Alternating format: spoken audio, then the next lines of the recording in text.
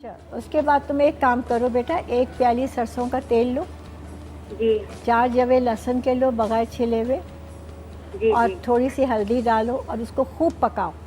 थोड़े से जी। दाने अजवाइन के भी डाल दो। इतना अच्छा पकाओ अच्छा कि लहसुन बिल्कुल स्याह हो जाए।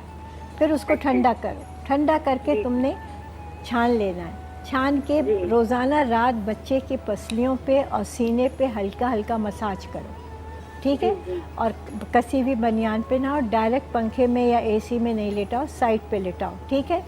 और जी पैरों के तलवों के ऊपर रोज़ाना रात विक्स लगाओ, तो बच्चा जी आराम से सोएगा, रात भर नाम को खांसी नहीं होगी, जी जी।